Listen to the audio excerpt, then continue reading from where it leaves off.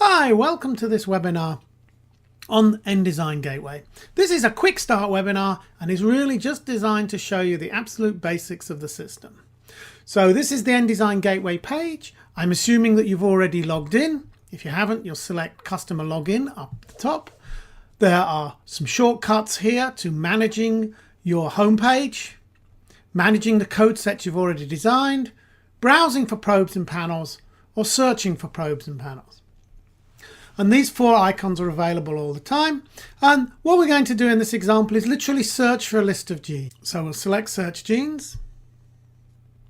We'll select Gene List Search because we're going to select a list of genes we've already decided on. We can use this site for human, mouse or rat, but I'm going to use human in this case. And here's my list of genes.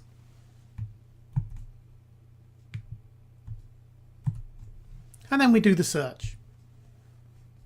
And now we get a list of all the genes we found in the search. This is a true search routine. So for instance, you'll notice that GDNF1 is not on our original list, but it's there because ATF2 is on the original list. We can quickly click and go to Hugo. And we can just check this is actually the gene we wanted. And in this particular case, it is. So once we've been through the list of genes and determined it's what we want, we're just going to very simply select all the results. And what's going to happen here is that the optimal probe for each of these genes will have been selected. And then we're going to add them to a panel. It's a new code set, so we need to give it a name. We have to choose which type of chemistry. In this case, we're going to choose the standard chemistry. We're going to add the probes to that probe set. Now we can go to the code set. It's got all the probes in we want. One thing we haven't got in here is any reference genes. So I'm going to go to the common reference genes. And I'm going to pick 3 reference genes to add. We recommend a minimum of 3 reference genes. And obviously you should research the literature for the relevant genes for your platform. So we're going to add those to the code set. So our code set now consists of 24 different probes.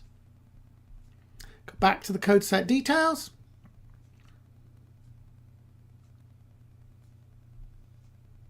And we can now submit for a quote. We choose how many reactions, how many samples we want to assess. So let's say I want to do 96 samples. And we also want to importantly say whether we're doing this as single cell or as a non-single cell assay. And then once you've done this, you submit the request.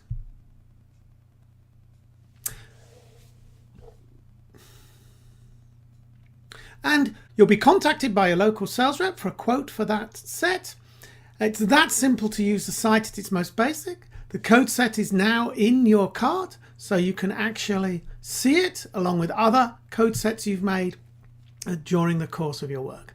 So thank you very much for listening to this webinar. As I say, there are more advanced webinars on multiple ways of searching for genes and also on the elements chemistry. And I hope you listen to those as well. Thank you for listening to this webinar. I hope it proved useful and answered some of your questions about the nDesign Gateway. If you have any general nDesign questions, please contact webrequest@nanostring.com. If you have any questions regarding the elements orders, please contact elements@nanostring.com and also contact sales@nanostring.com for purchase of any nCounter products. Thank you very much for listening, and please visit the website for other webinars on using the nDesign Gateway. Thank you very much.